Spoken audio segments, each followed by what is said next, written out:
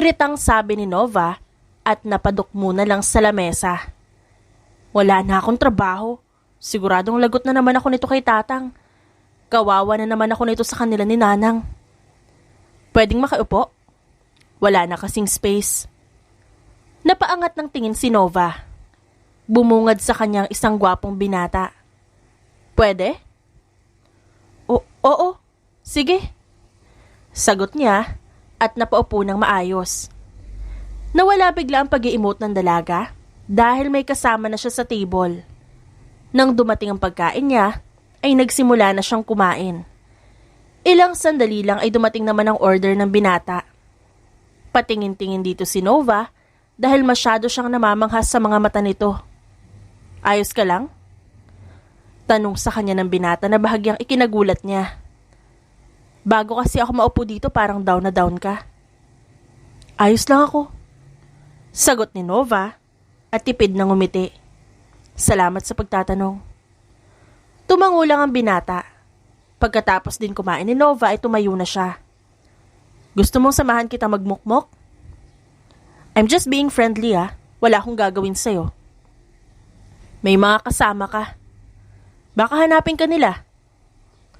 Napasimangot si Kian. Kasama? Hindi ako nag-i-exist sa kanila ngayon. Mga naglalandian kasi. Bahagya namang natawa si Nova. Sige, wala rin naman akong mga kasama. Umalis ang dalawa sa kinainan nila. Hindi na nag-abala pang magpaalam si Kian sa mga kasama niya. Kian nga palang name ko. Pakilala ng binata sa kanya. Nova. Sabi ng dalaga. Weird no? Nakuha kasi ako ni Tatang at Nanang sa plastic bag na puro Nova nung bata pa ako. Kaya yun na naging pangalan ko. Seryoso? Oo. Inabandon na raw ako ng mga magulang ko. Sorry to hear that. Naglakad lang ang dalawa hanggang sa huminto sila sa isang maliit na bar. Pumasok ang dalawa sa loob at naupo sa counter. 2 drinks? Bestseller and not hard. Teka, libre mo ba? Wala kasi akong pera. Natanggal ako sa trabaho Sabi ni Nova. Don't worry, hindi ko hinahayaang magbayad ng babae. Napano yung kamay mo? Bakit may pasa? Tinungga ni Nova ang alak. Well, swerte ko nga may nakapulot sa akin. Malas ko lang dahil abusive guardian din ang nakagawa nun. Feeling ko, sindikato ang may hawak sa akin ngayon. Bakit hindi ka lumayo? Ilang beses ko nang ginawa. Nahahanap nila ako at sa huli, sa kanila pa rin ako bumabalik. Ibahin na nga natin ang topic, baka mailabas ko pa sa'yo lahat ng sama ng loob na meron ako. It's okay. Nandito ang mga balikat ko para patungan ng mga hita mo. Malokong sabi ni Kian. Ikaw, anong pamilya meron ka? Tanong naman ni Nova. Well, I have a happy and better family. I have a loving parents and 2 ugly brothers. Hawak ko ang isang kumpanya ng ama ko. Tamad kasi yung 2 kong kapatid kaya ako ang umaasikaso. Sana all. Nagpatuloy ang pag-inom at pag-uusap ng dalawa hanggang sa tamaan na si Nova ng alak. Ang gwapo mo. Gwapo rin siguro ang magiging lahi mo. Gusto mo i-try? At ang pagbibiroan nila ay nauwi sa totohanan. Namalayan na lamang kasi ng dalawa na nasa isang kwarto sila at gumagawa ng milagro. Kinabukasan, ang masakit na katawan ni Nova ay naramdaman niya nang magising siya. Inilibot niya ang kanyang paningin at nang mapagtanto ang nangyari ay napasigaw na lang siya. Ano nangyari? Tarantang sigaw ni Kian na tumayo. Sunog? May sunog ba? Bakit mo ako ginapang? Tinadyakan nito ni Nova bago niya damputin ang kanyang mga damit. Huwag ka magpapakita sa aking hayop ka, ipapupulis kita. Ha? Ikaw nga ito gusto magpalahi sa akin Sagot ni Kian at napahawak sa kanyang likuran. Pangit ka! Pangit! Nang makapagbihis si Nova ay mabilis siyang lumabas sa silid na kinaroroonan nila Kian.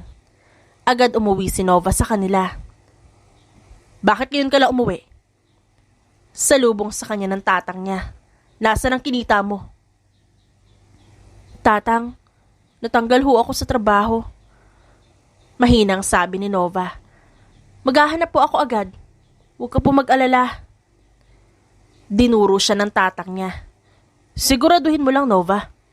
Kapag wala kang naiabot sa amin, ibibenta kita dyan sa bar. Napatango na lang si Nova at dumiretso sa kanyang kwarto. Kumuha ng damit si Nova at agad dumiretso sa banyo para maligo. Wala siyang sinayang na oras para magpahinga ngayon. Kahit masakit ang kanyang katawan, ay kailangan niya maghanap ng trabaho dahil kung hindi, lagot na naman siya. Maghahanap na po ako ng trabaho. Kukuha sana siya ng tinapay pero tinapik ng nanang niya ang kanyang kamay kaya natigilan siya. May abot ka ba? Di ba wala? Maghanap ka ng trabaho kung gusto mong kumain. Sabi nito sa kanya. Tumango na lang si Nova at umalis. Dumiretso agad siya sa bayan para maghanap ng trabaho. Kahit tagahugas lang po ng plato. Sabi ni Nova sa may-ari ng isang karinderya. Sige na po. Puno na ako ngayon eh. Pero kung tatanggapin kita, $250 lang ang may bibigay kong sahod at lingguhan ng sahod mo. Sabi sa kanya ng may-ari ng karinderya. Okay na po yun. Okay na okay po sa akin. Sige, bukas ka magsisimula. Tumango si Nova. Maraming salamat po. Naupo siya sa isang bench at napahawak sa kanyang tiyan. Gutom na siya, pero wala naman siyang pera, pambili ng pagkain. Tinakbuhan mo ko. Napalingon si Nova sa gilid niya. Tinadyakan mo pa ako. Sinamaan ito ng tingin ni Nova. Hindi ka kasi mabait. Oo na. Ako na ang may kasalanan kahit ikaw ang nag-aya. Sabi ni Kia na parang sumusuko. Libre kita. Kumain na tayong dalawa. Gustong tumanggi ni Nova pero pumayag na rin siya dahil nga nagugutom na siya. Ibibigay ko sa iyo ang address ko. Sabi ni Kian habang kumakain sila. Puntahan mo ako kung sakaling may mangyaring hindi maganda o mabuntis ka. Mabuntis? Nanlaki ang mga mata ni Nova. Teka, hindi pwede yun. Papatayin ako nila tatang. Kaya nga puntahan mo ko. Hindi ko kasi naalalang gumamit ako ng proteksyon kagabi. Subukan mo lang talagang may mabuo sa akin at papatayin kita. Hindi ako ready na maging nanay. Hindi ko alam kung paano maging magulang dahil lumaki akong walang ganun at walang pagmamahal ng magulang. Kaya nga puntahan mo ko. Pero wag ka magwawala ah. I-secret muna natin kapag pinuntahan mo ako sa bahay. Papatayin ako ni Daddy. Magpatayin na lang tayong dalawa. Sabi ni Nova sa kanya. Nagsulat si Kian sa isang maliit na papel at inabot yun kay Nova. Ayan yung address ko. Kapag nawala yan, ipagtanong mo lang ang hasyenda ng mga Watson at malalaman mo yung bahay ko. Tumango si Nova sa kanya. Sige, mabuti na rin at hindi mo ako tatakbuhan. Dahil kahit sa ilalim ka pa ng dagat magtago, hahanapin kita. Hindi tinuro sa akin ng mga magulang ko yun. Mas gusto ko pa mapatay ni Daddy kaysa magtago. Sagot ni Kian. At saka mas nakakatakot si Mommy. Salamat sa libre. Tumayo si Nova. Uuwi na ako dahil may gagawin pa ako. Ihahatid na kita. Umiling naman ang dalaga sa binata. Umuwi ka na at maligo. Mukhang di ka pa umuwi sa inyo. Dahil iba pa rin ang amoy mo. Amoy mo tong naaamoy mo. Nakangising sabi ni Kian. Siniko ni Nova ang tiyan nito. Hindi ganyan ang amoy ko ah. Inirapan niya ito bago siya umalis. Ang hiling lang ni Nova ngayon ay sana walang mabuo sa sinapupunan niya. 3 buwan na lumipas at wala namang napapansin si Nova na pagbabago sa kanyang katawan. Patuloy pa rin siya sa kanyang trabaho. Hindi na rin sila nakikita ni Kian. Ang huling pagkikita nila ay nitong 2 buwan ang nakakalipas. Sipag naman ang beshi ko. Sabi sa kanya ni Star. Kailangan magsipag ka rin para hindi ka na mapagalitan ulit. Napanguso si Star. Ang sungit-sungit kasi ng anak ng boss natin. Ang simpleng karinderya noon ay naging restaurant na. Hindi na tagahugas ng plato si Nova. Isa na siya sa mga waitress kaya malaki-laki na ang sahod niya. Sa'yo lang naman mainit ang ulo ni Sir Matthew. Sagot ni Nova at natawa. Napailing na lang si Star. Ilang saglit lang ay natigilan nito at parang namutla. Nova, may dugo ka sa binti. Meron ka ba? Ba't ganyan yung tagos mo? Namumutlang sabi ni Star sa kanya. Napatingin si Nova sa binti niya. Miski siya ay kinabahan dahil sa nakita. Star, wala ko ngayon. Star, ano nangyayari sa akin? Nanginginig na tanong ni Nova sa kaibigan. Dinudugo ka. Buntis ka ba? Teka, tatawag lang ako ng tulong. Lumabas si Star ng kusina at nanghingi ng tulong. Naiyak naman si Nova at napahawak na lang sa lababo. Nang makabalik si Star ay kasama na niya ang boss nila. Agad binuhat ni Matthew si Nova. Nakasunod naman sa kanila si Star. Nova, buntis ka? Sabi ni Star habang nasa sasakyan sila. Kaya pala iba ang aura mo. Hindi ako buntis. Hindi pwede. Tanga, pwede ka mabuntis. Diretsahang sagot naman ni Star. Nang makarating sa ospital, ay agad siyang dinala sa emergency room. Nawala ng malay si Nova at nang magising siya ay nasa isang room na siya. Buntis ka nga. Magtatatlong buwan ka ng buntis tapos hindi mo alam? Napatulala na lang si Nova. Paano ako nabuntis? Ay, sasagutin ko pa ba yan? Nakangiwing tanong ni Star at sinamaan ng tingin si Matthew. Ikaw, sir, ang hilig-hilig mong pagbuhatin si Nova. Kasalanan mo kung bakit siya dinugo. Kung may nangyaring masama sa baby niya, baka nasapak na kita. Hindi ko alam na buntis siya. Gusto mo bang tanggalin kita? Hindi po. Maamong sabi ni Star at binalingan ulit si Nova. Nova, magsalita ka nga. Sino yung ama ng baby mo? Puntahan natin para malaman niya ang kalagayan mo. Sandali nga. Inis na sabi ni Nova. Nag-iisip pa ako. Hindi ako makapag-concentrate dahil sa ingay mo. Pasensya na. Nag-aalala lang talaga ako para sa'yo. Bago ko isipin yung ama ng baby, kailangan ko muna isipin kung paano haharapin sila tatang. Sagot ni Nova. Mayayari ako nito. Mayayari din sila sa akin kapag may nangyari sa'yo at sa baby mo. Sagot ni Star at pinatunog ang kamao niya. Basta, pupuntahan natin ang ama ng baby mo mamayang gabi. Hindi ka pa kasi pwedeng makalabas dahil may mga test pa na gagawin sa'yo. Babalik na ako ng restaurant. Sabi ni Matthew. Hindi sir, ikaw maghahatid sa amin papunta sa tatay ng baby ni Nova kaya dito ka lang. Tama siya. Kailangan ka namin sir. Wala kaming sasakyan. Ako ang boss dito. Inis na sagot ni Matthew. Ganyan pala ugali mo sir. Hindi ko akalaing walang puso. Lalo na sa mga buntis. Sabi ni Star, natunog disappointed. Fine. Inis na sabi ni Matthew. Sa ospital lang sila nagstay hanggang sa sumapit na ang gabi. Si Matthew ang nagbayad ng mga bills, pati na ang mga vitamins niya. Saan tayo? Tanong ni Matthew. Hasyenda ng mga Watson. Sagot ni Nova. Bakit dun? Tanong naman ni Star. Nandun yung nakabuntis sa akin eh. Dun daw ako pumunta. Alam ni Sir yun. Ang alam ko kamag-anak niyo mga Watson. Diba Sir? Chismosa ka rin no? Inirapan ni Matthew si Star. Diniretso ni Matthew ang kotse sa hasyenda ng mga Watson. Namangha na lang si Nova at Star dahil sa lawak nun.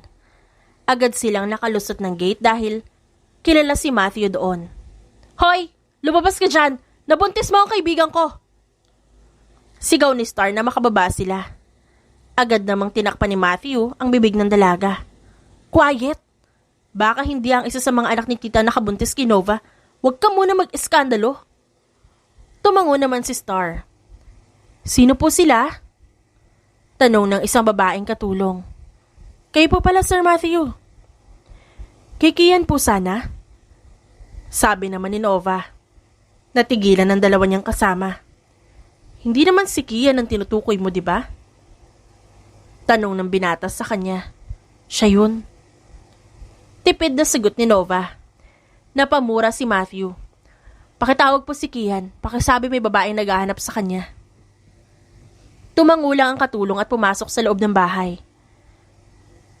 Mukhang may magaganap na lamay Sabi ni Matthew at napahinga ng malalim. Sigurado ka bang si Kian? Oo nga, hindi naman ako gagawa ng kwento. Inis na sagot ni Nova. Ilang saglit lang ay natanaw na nila si Kian na mabilis na tumatakbo palapit sa kanila. Bakit? Hinihingal na tanong nito kay Nova. Oh, nandiyan ka pala Matthew. Lagot ka. Yun lang ang tanging sambit ng binata sa kanyang pinsan.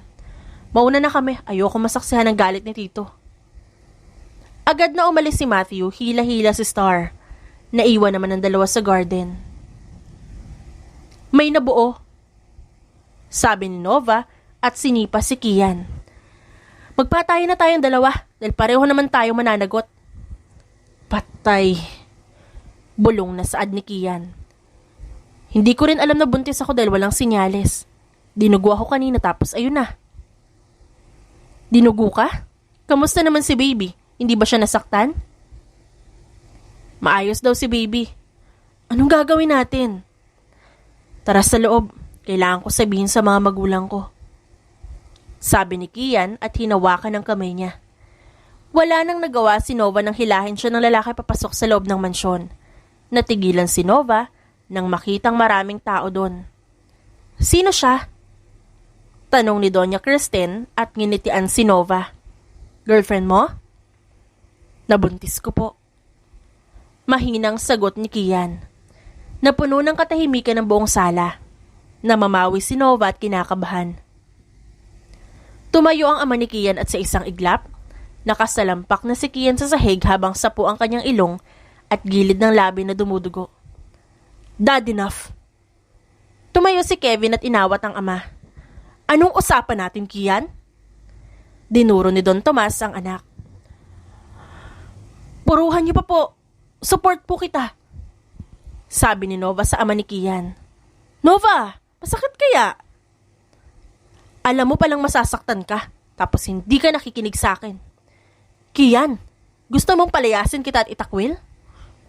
Huwag po. Okay lang pong bugbugin niyo pero huwag niyo pong palayasin. Kawawa rin po kasi ako kapag nagkataon. Tomas, kumalma ka muna. Iha, maupo ka. Mag-usap tayo ng mahinahon. Nagsiupo naman sila. Magkatabi si Kian at Nova. Si Kevin at Fresha ay umalis na para magbonding. Anong pangalan mo? Tanong ni Doña Kristen sa kanya. Nova po. Huwag niyo na pong bugbugin si Kian. Kasalanan ko rin po dahil nagpaakit ako. Sorry po sa nagawa namin.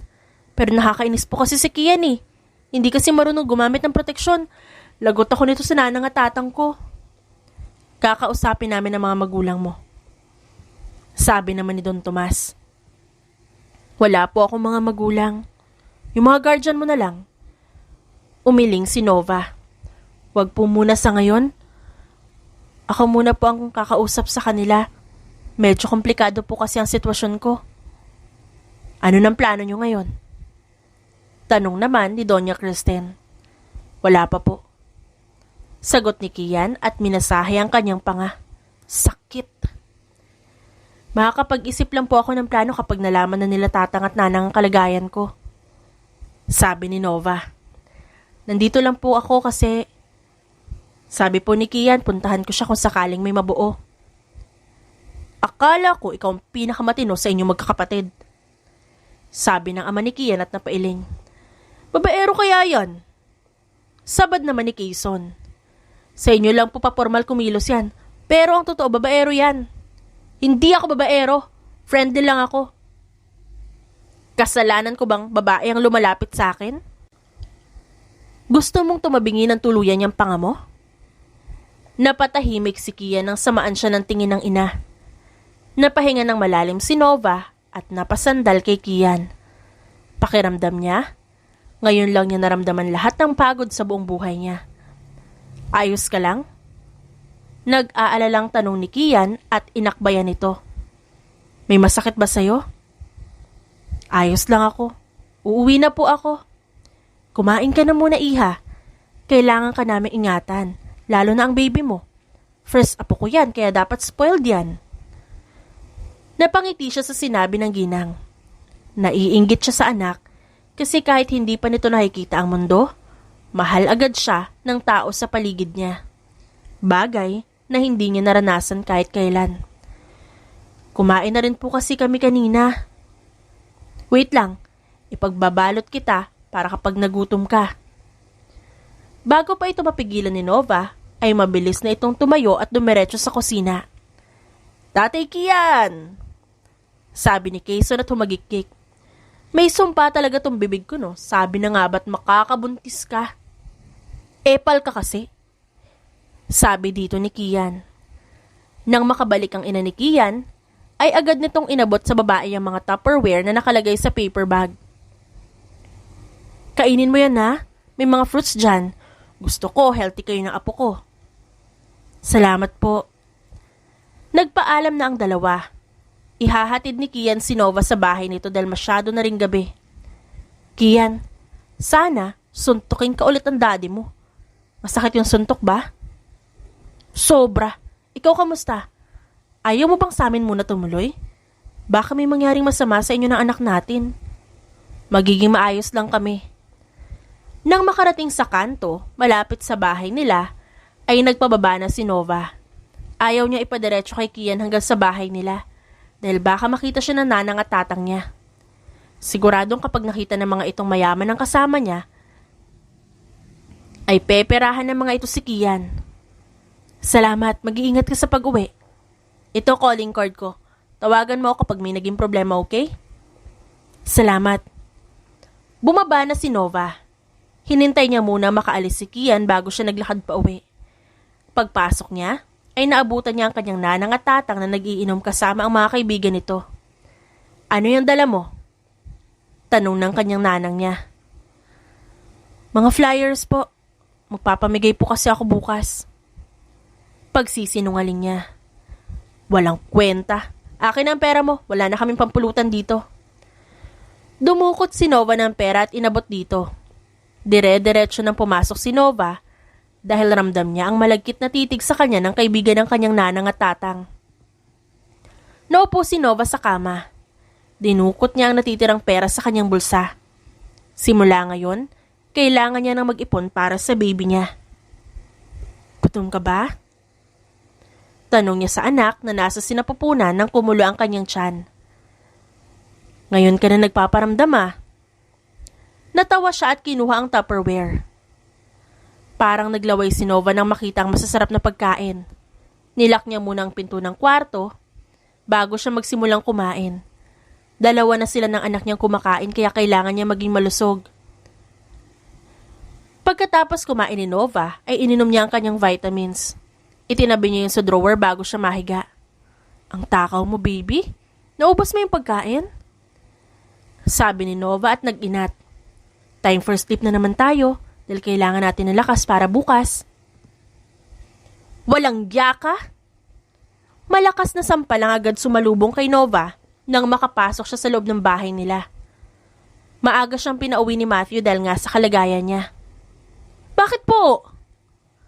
Tanong ni Nova at napahawak sa kanyang pisngi. Ibinato sa kanya ng nanang niya ang vitamins. Kinabahan naman si Nova. Pabigat ka na nga dito, nagdadagdag ka pa. Ipalaglag mo yung Nova o papatayin ko kayong dalawa. Mariing umiling si Nova. Ayaw ko po. Nilapitan siya ng kanyang tatang at sinakal. Iyak lang ang naging laban ni Nova at niyakap ang kanyang tiyan. Natatakot siyang lumaban dahil baka masaktan ng anak niya. Inutil kang babae ka. Sana pala pinatay ka na namin. Kulang na nga binibigay mo sa amin pera, idadagdag mo pa yung anak mo? Masakit po. Hirap niyang sabi. Hinawakan siya nito sa buhok at kinaladkad papasok sa kanyang kwarto. Pabalibag siya nitong binitawan. Hindi ka aalis dyan na 10 araw. Wala kang kakainin, kailangan mo wala yung anak mo. Sabi niyang kanyang tatay bago isara ang pinto at ilak muna ang labas. Napaiyak na lang si Nova at napahawak sa kanyang tiyan. Sorry anak. Mahina si mama mo. Umiiyak na sabi niya na lang habang yakap ang tiyan. Sa kabilang banda, kinakabahan naman si Kian. Hindi niya alam pero pakiramdam niya ay may nangyaring masama kay Nova. Kian Watson! Nakarinig siya ng sigaw mula sa labas. Hoy! Lumabas ka dyan! Sino yon?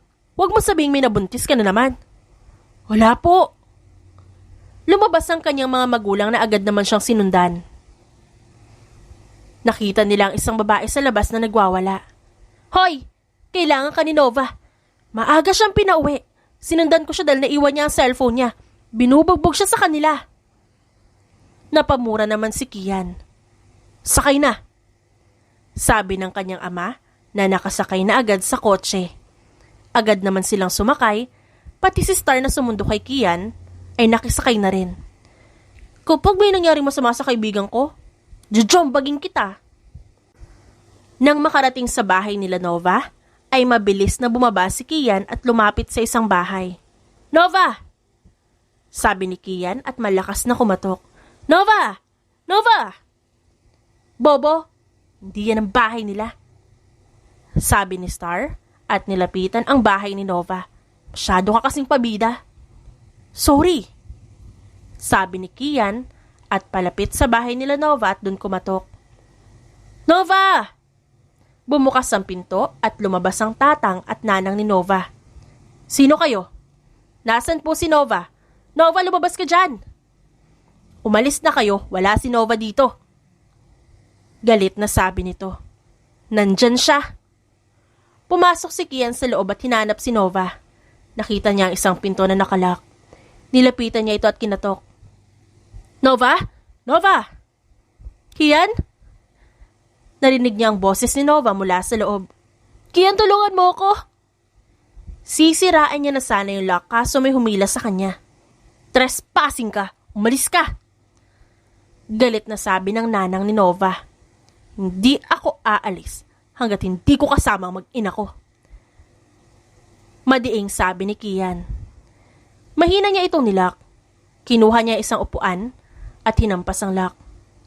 Nang masira ito, pumasok si Kian sa loob. Nakita niya si Nova sa loob, may pasa sa muka at mga galos.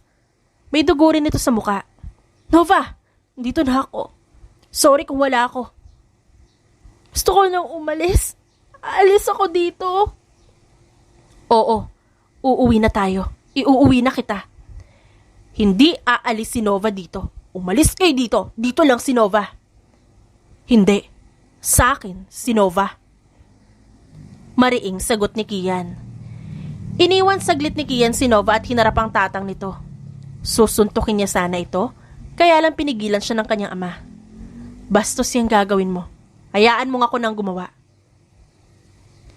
Sa amin na si Nova. Subukan niyong galawin ulit siya at sa kulungan ng bagsak niyo. Bayaran niyo ang babae niya kung gusto niyo siyang makuha. Sabi ng nanang ni Nova. Hindi bagay si Nova para bilhin ko. Bibigyan kita ng pera dahil mukhang nakakaawa ka. Sabi ni Doña Kristen. Hinagisan ito ng pera ng mami ni Kian bago sila umalis. Kapag mga ganitong bagay talagang nagiging badass ang ina ni Kian. Kumalma ka na, Nova. Sa bahay tayo didiretso. Kian, tawagan mo yung personal doctor natin.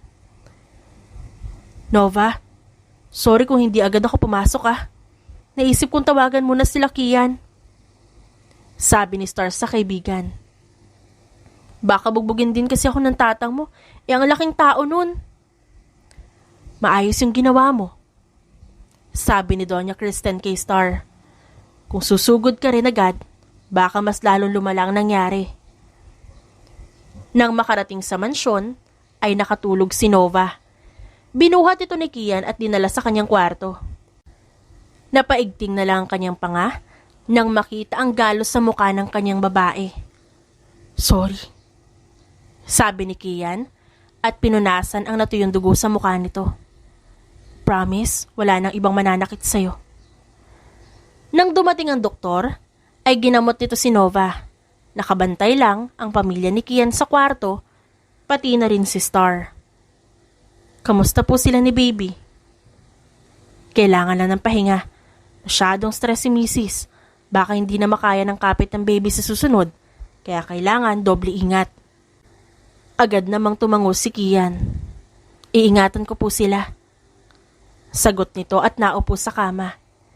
Hinaplos nito ang buhok ni Nova. Halos 1 oras na nakatulog si Nova bago siya magising. Masakit ang kanyang katawan. Mukha rin ni Kian ang agad na bumungad sa kanya. "Kumusta ka na?" tanong nito. "Nagugutom ako." "Kakain tayo," sabi ni Kian at tinulungan siyang makatayo. "Tara na." Lumabas ang dalawa ng kwarto. Nakaalalay lang si Kian sa babaeng iika-ika. "Salamat sa pagpunta nyo. Natakot ako kanina kasi akala ko mamamatay na kami ni baby. At hindi ko hahayaang mangyari yon. Kahit magalit ka pa sa akin, hindi na kita pababalikin doon. Dito ka na sa akin. Hindi ko hahayaang tumapak ka pa sa lugar na yon." "Nova?" Salubong ng ina ni Kian sa kanya na makapasok sila sa kusina. Ngumiti si Nova sa ginang. "Salamat po sa pagtulong niyo sa akin." "No need to say thank you. Maupo ka na. Siguradong gutom na kayo ng apo ko, kaya ipaghahanda ko na kayo ng pagkain." Pagkaupo ni Nova ay agad siyang inasikaso ng ginang. Tinabihan naman siya ni Kian. Nang maihain ang pagkain ay nagsimula na silang kumain. "Salamat po sa tulong niyo." "Sorry kung medyo nahuli kami ha. Don't worry, wala nang iba makakapanakit sa'yo. Hindi ko hahayaang may makasakit ulit sa'yo." Hindi napigilan ni Nova ang kanyang emosyon. Nilapitan nito ang ginang at parang batang yumakap dito. Tinugunan naman ng ginang ang kanyang yakap. Ngayon lang nakaramdam si Nova ng yakap ng isang ina. Kahit hindi niya kaano-ano ang ginang, pakiramdam niya ngayon ay may nanay na siya. "Salamat po." Natural sa ina na ingatan ng kanyang anak. "Kumain ka na, Nova. Kailangan mabusog kayong dalawa ng apo ko." Humiwalay siya sa pagkakayakap at bumalik sa pagkain. "Gusto mo pa?" "Ang dami ko nang nakain. Thank you, Kian. Gagawin ko lahat para sa inyo ni baby." Ngiti lang ang isinagot ni Nova dito. Tumayo sila at dumiretso sa sala.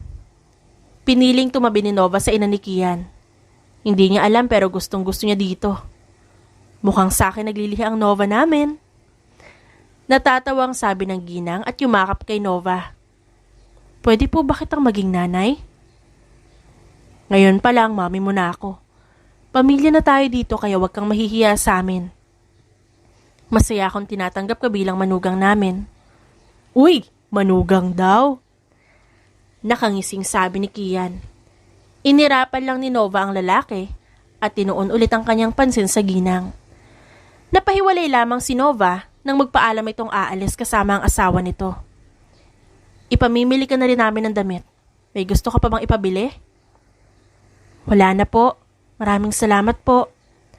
Sabihin mo sa akin kapag may ginawang kalokohan si Kian." Sabi naman ng ama ng binata. Ngumiti ang mag-asawa bago tuluyang umalis. "Nakakalungkot. Wala na si Mommy Kristen. Nandito naman ako. Ako na lang ikadal mo." Sabi ni Kian sa kanya. "Ayoko." Natawa si Kian. "Masyado ka naman nagiging masungit." Kinikilig din si Nova dahil inaalagaan siya ni Kian. Pero ayaw niyang ipahalata ang kanyang kilig. Sigurado siyang lalaki ang ulo ng lalaki kapag nagkataon. Napaigtad si Nova nang haplasin ni Kian ang kanyang tiyan. "Baby, ang init ng ulo ng mami mo. Siguro naapektuhan siya ng hotness ko." Mahinang kinurot ni Nova ang lalaki. "Hindi pa lumalabas si baby, tinuturuan mo na agad ng kabulastugan. Nililibang ko lang anak natin. Kapag medyo umokay ng pakiramdam mo, igagala kita dito sa hasyenda." "Kian, gusto ko pa rin mag-work sa restaurant. Ayoko umalis doon. Dahil pamahal na ako sa trabaho ko. Pwede naman, di ba? Gusto ko rin mag-ipon ng pera para sa baby natin." "Okay, kung yan ang desisyon mo. Ayaw ko nang pagtrabahuhin ka kaso wala naman ako magagawa. Ihahatid sundo na lang kita. Kapag hindi rin ako kailangan sa company ni Daddy, babantayan kita." "Hindi na kailangan. Magiging ayos lang ako doon. Hindi na naman ako malalapitan nila tatang. Kailangan ko pa rin kayong bantay ng anak natin. Baka masaksak ko ang sarili ko kapag may nangyaring masama sa inyo. Napabayaan ko na kayo na 1 beses at ayaw ko nang maulit yun." Napangiti si Nova. Maraming salamat. Pangako, iingatan ko mabuti ang baby natin. Kung talagang thankful ka, ikadal mo naman ako. Sabi ni Kian at saka ibinuka pa ang kanyang mga braso. Tara na dito, Nova, huwag ka nang mahiya. Napasimangot si Nova at binato ito ng unan. Isusumbong kita sa daddy mo para masuntok ka ulit sa muka. Natawa lang si Kian at pinagigilan ng pisngi ni Nova. Sana, kamukha mo ang anak natin. Ang sarap mo kasing pagmasdan. Inirapan niya lang ito bago nagpipigil ng ngiti. Ang lawak ng hasyenda niyo? Iginala siya ni Kian sakay ng golf cart at walang segundo na hindi siya namamangha. Sobrang lawak ng hasyenda nila. Tapos, mababait pa yung mga tao. Pinaghirapan to nila daddy. Sagot ni Kian. Nakakabilib ang mga magulang mo. Gagawin ko rin ang best ko para mabigyan ng magandang buhay si baby. Magsisikap ako para hindi niya maranasan ang buhay na meron ako. Bibigyan natin siya ng maayos na buhay. Hindi ko kayo pababayaan. I-heal natin ang childhood mo. Saglit pa silang nagtagal sa tambayan bago sila umuwi. Nang makapasok sa bahay, bumungad sa kanila sila Star at Matthew. Nova! Alam mo bang sinigawan ako ni Sir Matthew? Ayoko nang sinisigawan kaya umiyak ako. Bilang pambawi, dinala ako dito ni Sir Matthew. Nilingon ni Nova ang kanyang boss at sinamaan ng tingin. Ayaw ni Star na sinisigawan siya. May trauma yung tao. Hindi ko alam. Teka, ako yung boss kaya wag niyo akong pagtulungan. Matthew, babae sila. Women are always right. Sabi ni Kian at tinapik ito sa balikat. Balita sa inyo. Tumigil na ba sa panggugulo ang stepdad mo? Inuuto si Mama. Sagot ni Matthew. Subukan balikan ni Mama yun at ako nang mawawala sa buhay niya. Kian, nagugutom ako. Sabad ni Nova at napahimas na lang sa kanyang tiyan. Gusto kong kumain ng adobong pusit. Magpapaluto ako. Sabi ni Kian at nagtungo sa kusina. Sumunod dito si Matthew kaya naiwan si Nova at Star sa sala. Nagkakamabutihan na ba kayo ni Kian? Magiging bridesmaid na ba ako?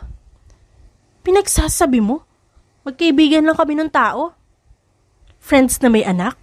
Astig nyo naman. Dapat, try nyo magkaroon ng score sa isa't isa. Hindi naman siya dumidiskarte eh. Nakangusong sabi ni Nova. Pero gusto mo na. Hindi sumagot si Nova at sa halip ay iniba lang ang usapan. Kayo ba ni Sir Matthew? Huwag mong ibahin ang pinag-uusapan natin. Saad ni Star at mahinang hinampas sa braso si Nova. May bisita ka pala, Nova. Dumating ang parents ni Kian. Lumiwanag agad ang mukha niya. Tumayo siya at nilapitan ng ginang tsaka niyakap. Mami Kristen! Naglilihi ka nga sa akin. Natatawang sabi ng ginang. May pasalubong ako para sa'yo. Ilalagay ko muna ito sa ref. Sama po ako.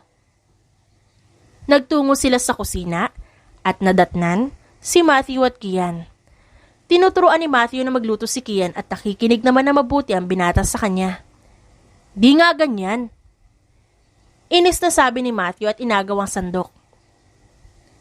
Tao pa kakainin mo, hindi aso. Nag-insist ka magluto, hindi ka naman pala marunong. Oo na. Inis na sigaw ni Kian.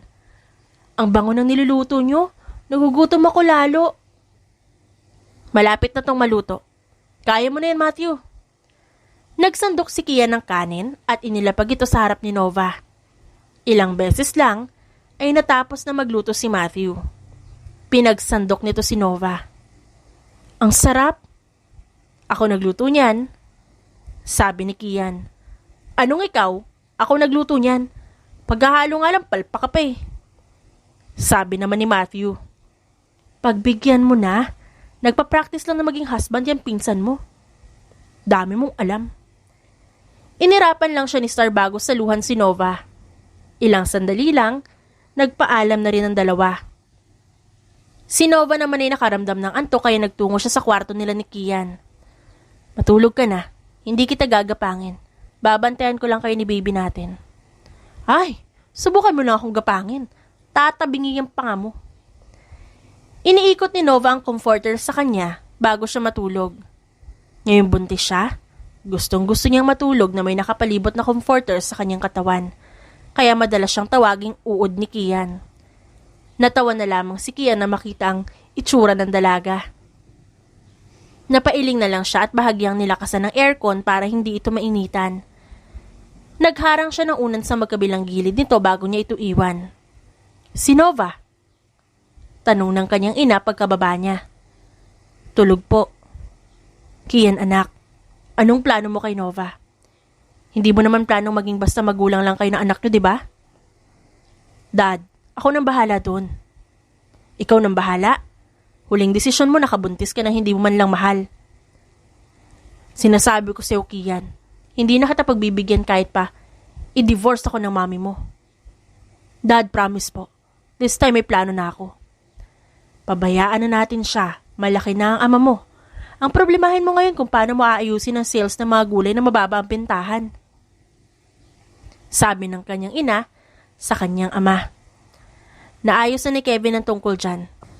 Kian, kailangan mo lumakad ngayon. May malaking investors kang imimit sa company ngayon. Kami nang bahala sa mag-ina mo. Tumango naman agad si Kian. Aalis na po ako. Pagkagising po ni Nova, abutan niyo po agad ng fresh fruit juice.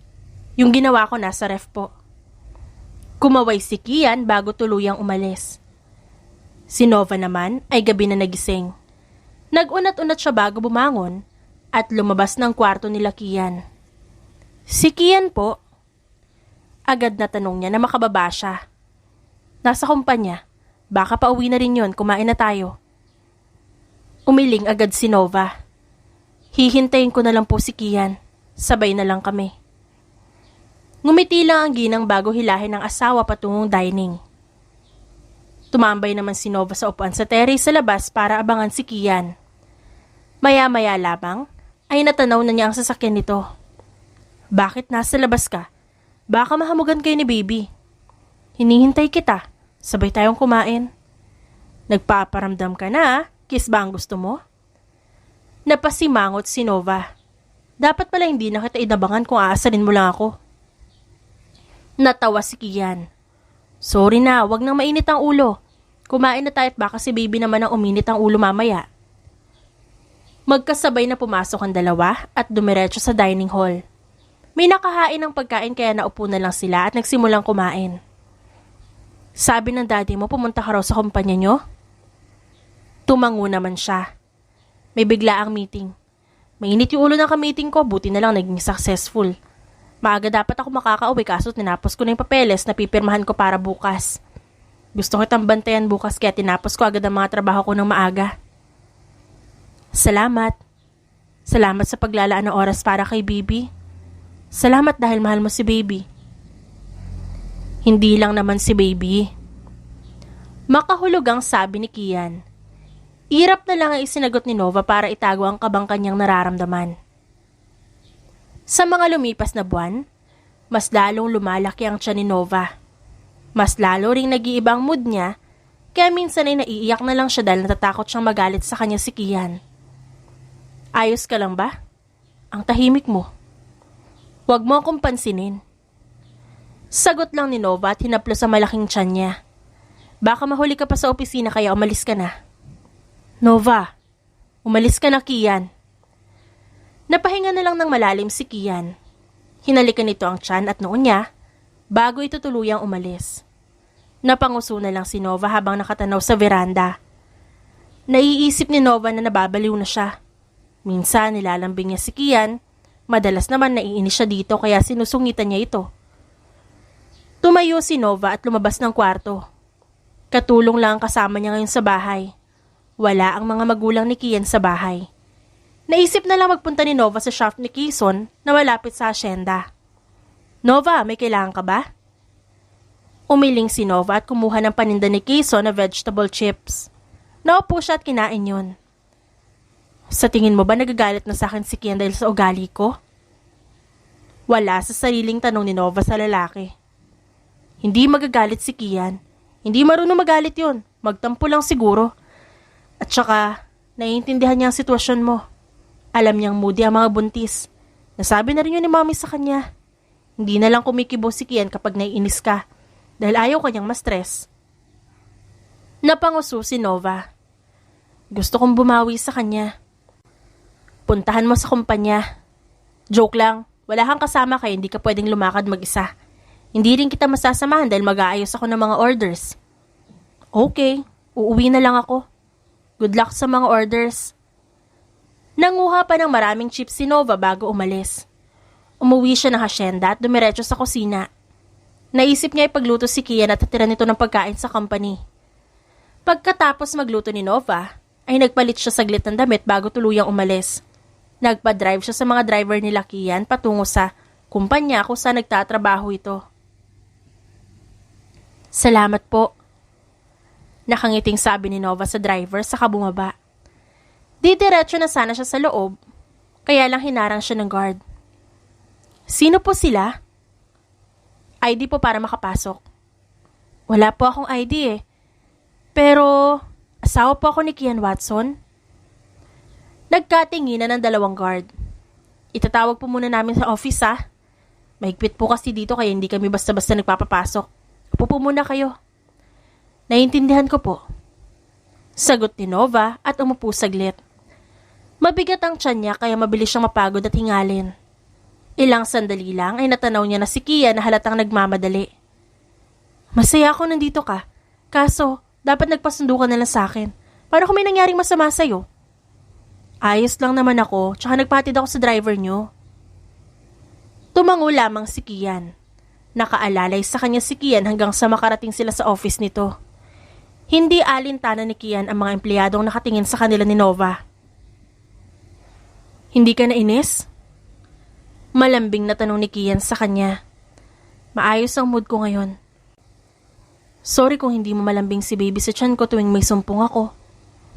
Naiintindihan ko. Hindi mo kailangan mag-alala sa akin, okay? Nasusulit ko rin naman ang lambing kapag maganda ang mood mo. Napanguso si Nova. Kumain na lang tayo, ako nagluto niyan. Hindi ako ganong marunong magluto kaya pagpasensyahan mo ng luto ko. Salamat. Simpleng sagot ni Kian sa kanya. Inayos ni Kian ang pagkain nila bago magsimulang kumain. Medyo maalat, pero masarap. Magpapaturo pa ako magluto kay Matthew. Sa susunod, makakalimutan mo ng pangalan mo kapag natikman mo ang luto ko. Aabangan ko yan. Pagkatapos nilang kumain, ay 10 minuto lang yata, nakatulog agad si Nova. Natawa na lamang si Kian at inayos ang pagkakahiga ng babae. Sir, you have a meeting. Sinenyas niya ito na huwag maingay bago tumango. Susunod ako. Pakibantayan siya saglit ah. Antabayanan mo na lang baka mahulog. Tumango naman ang kanyang sekretarya. Hinalikan ni Kian ang noo ni Nova bago siya lumabas at magtungo sa conference room. Naalimpungatan naman si Nova at isang magandang babae ang bumungad sa kanya na kanya ikinagulat. Nasa meeting si Sir. Nagising ba kita? Pasensya na. Hindi, sumipa kasi si baby kaya naalimpungatan ako. Okay lang na bumalik ka na sa trabaho mo. Salamat sa pagbabantay. Ang maamong mukha ng babae ay biglang naging matapang. Paano mo nakuha si Kian? Nagpabuntis ka ba sa kanya para yumaman bigla? Type mo si Kian, no? Ngumisi si Nova. Sorry ka, nasa akin na siya.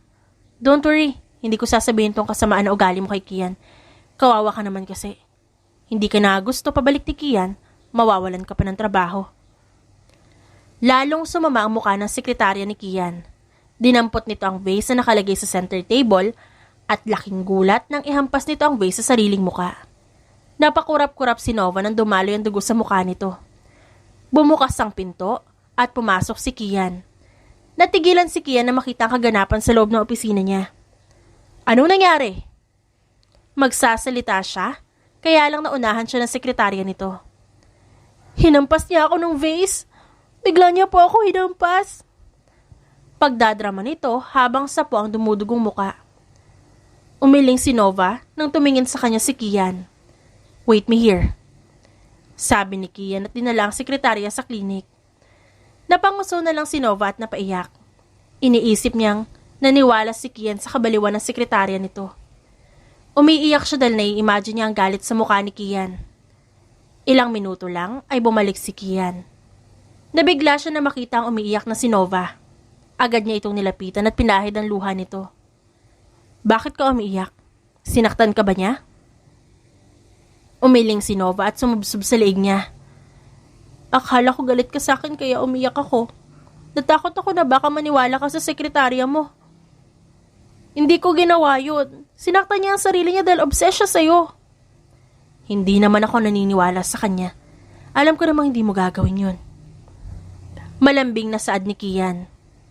Nilayo ko lang siya sa'yo dahil baka bigla ka niyang saktan. Tatanggalin ko na siya para hindi na ito maulit. Humiwalay sa yakap si Nova at suminghot-singhot. Natakot talaga ako. Natawa si Kian bago punasan ang luha nito. Ang cute naman, parang baby. Tumahan ka na, baka isipin ng anak natin inaaway kita. Agad namang tumahan si Nova at nanahimik sa isang tabi. Mall tayo, gusto mo? Malambing na tanong ni Kian at itinali ang kanyang buhok. Gusto ko. Nilinis muna ni Kian ang vase na nabasag bago sila lumabas si Nova. Tinawagan din ni Kian ang daddy niya at pinapunta sa company. Sinabi niyang may date sila ni Nova kaya agad itong pumayag. Kian, gusto ko ng ice cream. Dumaan naman sila sa ice cream parlor. Kumakain si Nova ng ice cream habang naglalakad sila patungong bilihan ng damit ng kanilang anak. Babae yung anak natin. Dapat pink ang bilihin mo. Hindi alam ng dalawang gender ng kanilang anak dahil gusto nilang surprise. Pero healthy naman ang baby nila. Boy siya. Nararamdaman ko lalaki siya. Girl! Napahawak si Nova sa kanyang tiyan nang sumipa ang anak niya. Sumisipa siya. Sumasang-ayon siya sa akin. Natawa si Kian. Matatanggal angas ko kapag babae ang panganay natin. Sa huli, ang binili nila ay pang unisex. Kahit anong gender ni baby, ayos lang. Ang mahalaga ay tao siya. Sabi ni Kian habang kumakain sila sa pagkain ng Jollibee. Kapag unggoy to, ibig sabihin may lahi kang unggoy. Babae siya. Kapag tama ang hula ko, bibigyan mo kami ng panggalan ni baby ah. At kapag tama ang hula mo, pakakasalan mo ko. Sabi ni Kian at ngumiti. Ha? Takang tanong ni Nova dahil medyo naguluhan siya. Kapag tumama ang hula mo, magpapakasal tayong dalawa. Ano? Deal? Kasal? Bahala ka. Pumayag ka na ah. Sandali, CR muna ako. Sa sobrang excitement ko, bigla ako naihi. Natawa na lang si Nova. Tumayo si Kian at dumiretso sa banyo. Ikakasal kami? Pero pakakasalan niya ba ako dahil mahal niya ako? O para lang sa magiging anak namin? Hindi alam ni Nova kung masaya siya o malungkot. Dinagdagan naman niya ang kanyang overthinking. Nang makabalik si Kian ay nagpatuloy sila sa pagkain. Napagdesisyonan na nilang umuwi dahil napagod na si Nova. Ang tahimik mo. May iniisip ka na naman? Ano yon? Sabihin mo sa akin para hindi ako nag-aalala. Papakasalan mo lang ba ako para sa baby? I mean, yung kasal ba na yun ay para lang mapanindigan natin ang pagiging magulang natin? Kasama yon. Sagot ni Kian. Pero pakakasalan kita dahil mahal kita, Nova. Hindi ako ganun kagago. Ang manhid mo naman, tagal ko nang nagpaparamdam na mahal kita eh. Mahal mo ko? Kumibot ang labi ni Nova dahil pinipigil niya ang kanyang ngiti. Totoo? Oo nga. Mahal ko kayong dalawa ng anak natin. Okay. Sagot ni Nova tumingin sa bintana. Mahal din kita, Kian. Kahit nakakainis ka, mahal kita. Kahit pa ang sarap mo suntukin minsan. Mahal mo ba ako? Nilalait mo ko. Totoo naman kasing may pagkabaliw ka.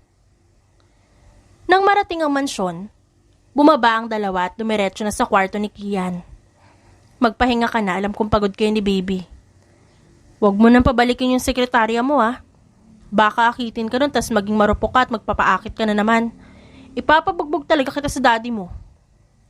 Protective naman ang buntis ko. Sa'yo lang ako maaakit, Nova. Tinata ko na sa puso at isip ko yan. We, malantod ka kaya? Hindi na ngayon. Ibinalot ni Kian ang babae sa comforter dahil ito nga ang hilig nito. Hirap makatulog din si Nova dahil sa tiyan nito kaya madalas ang pagiging uod nito. Tulog ka rin. Tabi tayo matulog. Yakapin mo ko. Ito ang gusto ko kapag wala kang sumpong. Mahal ko kayo ni baby. Mahal ka rin namin ni baby. Ngumisi si Kian at tinadtad ng sunod-sunod na halik ang labi ni Nova. Sarap? Sus, para-paraan ka na na maunggoy ka. Kinurot lang ni Kian ang ilong ni Nova bago siya umayos. Dapat nasa bahay ka lang muna, sabi ni Quezon kay Nova. Nasa tambayan sila. Ito ngayon ang bantay kay Nova dahil nasa kumpanya si Kian at may inaasikaso. Nakakainip. Malapit na yatang lumabas ng pamangkin mo. Wag dito bahala ka, mahihimatay ako. Sasabayan kita kung sakaling mahimatay ka. Pabirong sabi ni Nova. Nagduyan-duyan doon si Nova hanggang sa makatulog siya. Nang magising siya, nasa kwarto na siya nila Kian. Magic? Binuhat na kita, pauwi, kasi umuulan po. Bumukas ang pinto at pumasok si Kian. Buti nga at di ka inabutan na ulan sa duyan. Kamusta yung inaasikaso mo? Maayos na maayos. Kamusta na kayo ni baby? Wala pa ba siyang paramdam na lalabas na siya? Wala pa. Teka, CR lang ako. Humihilab tiyan ko. Tumayo si Nova at pumasok sa banyo. Naupo siya sa bowl pero wala namang lumalabas. Tumayo siya at lumabas ng banyo. Masakit pa rin ang kanyang tiyan. Hindi niya alam kung may nakain ba siyang panis. Nova! Nagulat si Nova nang tumayo si Kian at nilapitan siya. Manganganak ka na. Ha? Napalingon siya sa binti niya at may umaagos doon na tubig. Anong gagawin natin? Tatawagan ko yung ospital. Sabi ni Kian at tumawag nga sa ospital kung saan manganganak si Nova. Pagkatapos niyang kausapin ng doktor, kumuha na siya ng mga gamit at inalalayan niya si Nova hanggang sa makalabas sila ng kwarto at makababa. Ma'am, manganganak na si Nova. Teka sandali, ihahanda ko yung van. Sabi ng ama ni Kian at mabilis na lumabas. Ang lakas ng ulan. Kian, sobrang sakit na. Lumalabas na. Baby, kalmahan mo. Wala pa kami sa ospital. Pagkausap ni Kian sa kanyang anak na nasa tiyan pa rin ni Nova. Nang maihanda na ang van ay lumabas na sila at sumakay doon. Sumama rin si Quezon dahil excited ito. Tumagal ang biyahe nila dahil sa ulan. Nang makarating sa ospital, ay puro luha na ang mukha ni Nova dahil sa sakit na nararamdaman. Inilapag ni Kian sa pool si Nova kung saan siya manganganak. Napasandal na lang si Nova habang umiiyak na nakakapit sa braso ni Kian. Masakit! Umiri ka. Inhale, exhale. Kaya mo yan, misis. Ginawa ni Nova ang sinabi ng doktor at pakiramdam niya ay kakapusin siya ng hininga. Inabot ng kalahating minuto bago nila marinig ang iyak ng sanggol. Wala nang lakas si Nova, kaya napayakap na lang siya kay Kian habang habol ang hininga. Ihanda ang oxygen, sabi ng doktor at inilapag ang baby na umiiyak.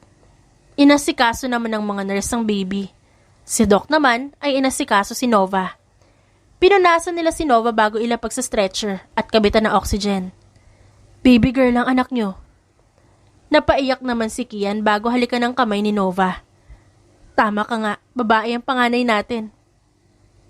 Napaluha lang si Nova habang nanghihinang napangiti. Yes, babae!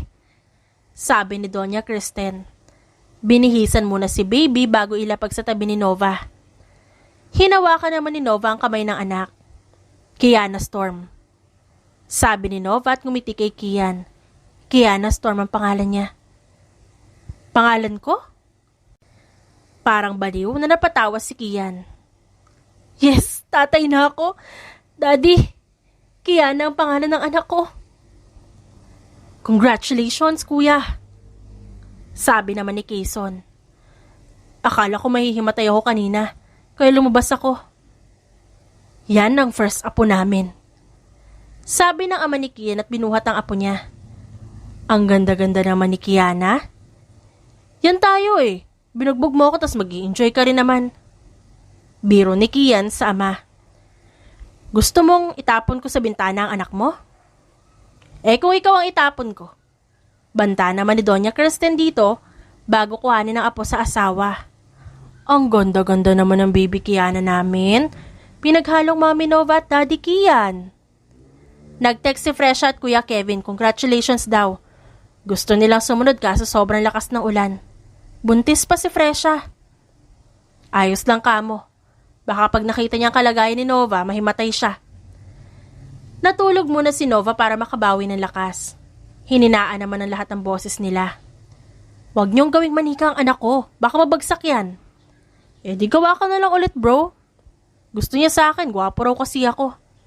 Gumawa ka ng iyo, pagod na ang baby ko. Ginawa ka nilang manika no? Naghikab si baby Kiana bago matulog. Tumawa na lang si Kian at isinayaw-sayaw ang sanggol. Halos 3 oras, nakatulog si Nova bago siya magising. Ang anak niya agad ang kanyang hinanap. Kalma, natutulog pa yung baby natin. Kian, nagugutom ako, gusto kong kumain. Sakto, nakahanda na ang pagkain mo. Binigyan ito ni Kian ng pagkain. Umuwi muna sila mami para makapagpahinga ka.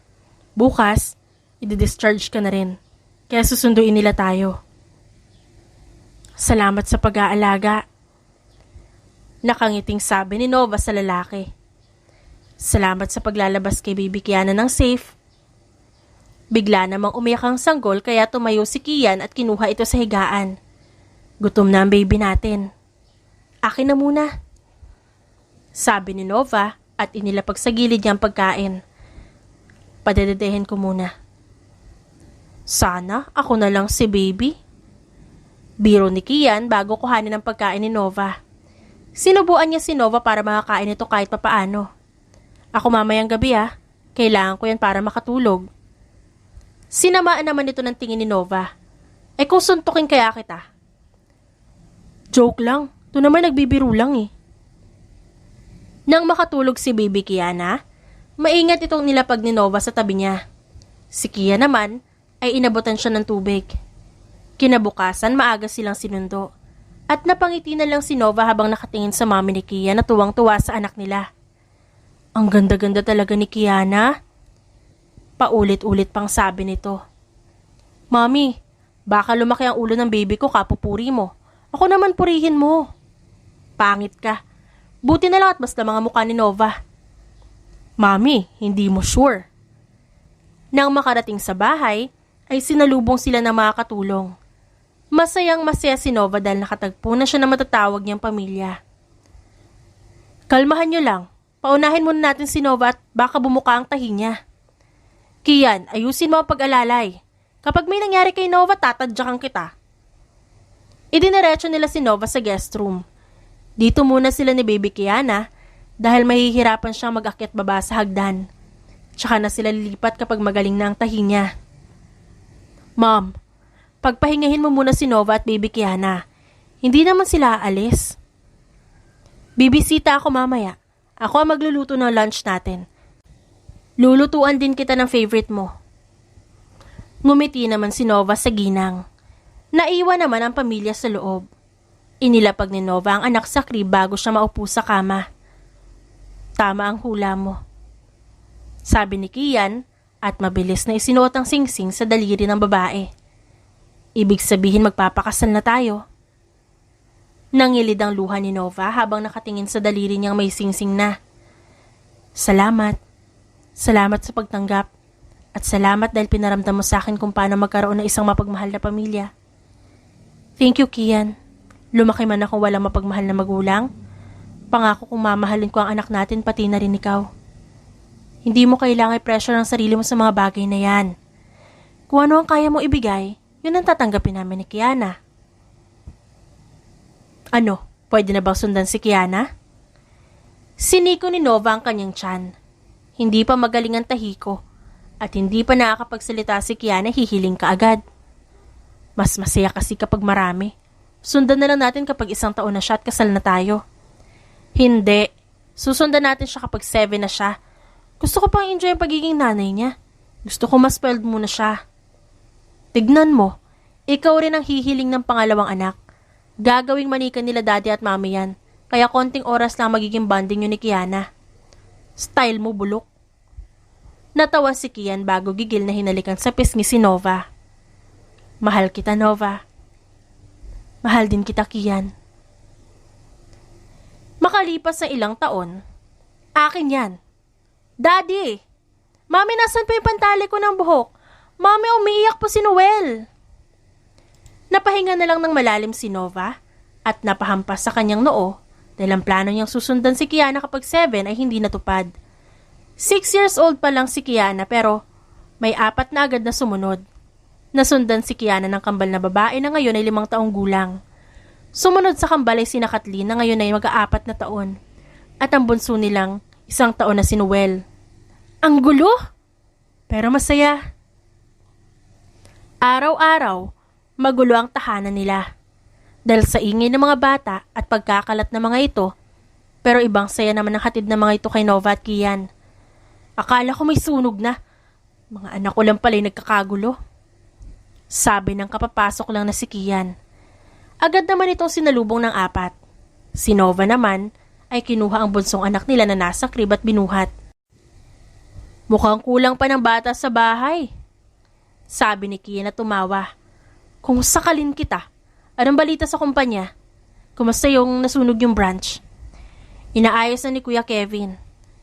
Kumusta naman ang mami namin? Ang ganda mong stress ah. Hay nako, sasabog yata ang eardrums ko sa kaingayan ng mga bata. Pero very good naman sila dahil tinutulungan nila ako kanina. Tinulungan nila ako maglaba at maglinis ng bahay.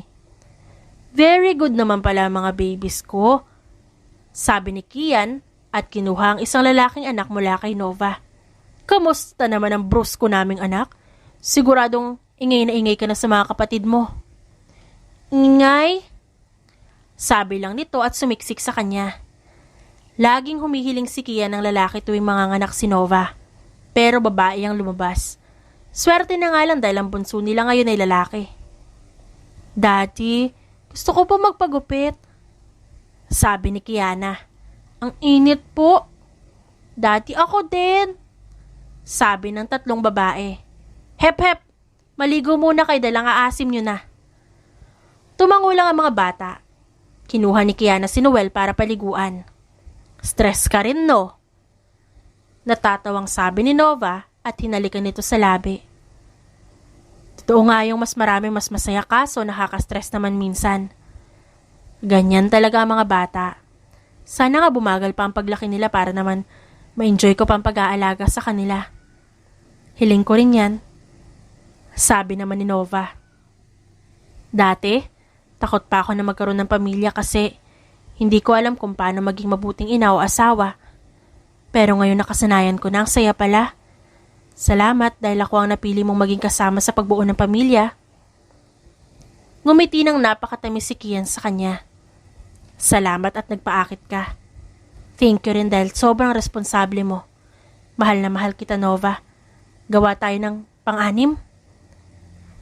Sa susunod na, mahal mo naman ako kaya tama na muna ang 5. Natawa lamang ang 2 at pinuntahan na ang kanilang mga anak sa banyo. The end. At dyan nagtatapos ang ating kwentong pinamagatang One Night with the Haciendero, written by Quindy. Dearest friends and avid listeners, don't forget to like our videos and subscribe to our channel for more wonderful stories. Mula sa aming main channel, Randall Tagalog Love Stories, and for our second channel, Miss R Stories, lubos po naming pinasasalamatan ang inyong suporta at pagtangkilik sa aming mga likang istorya. Ingat po kayong lahat and have a good day everyone. Paalam!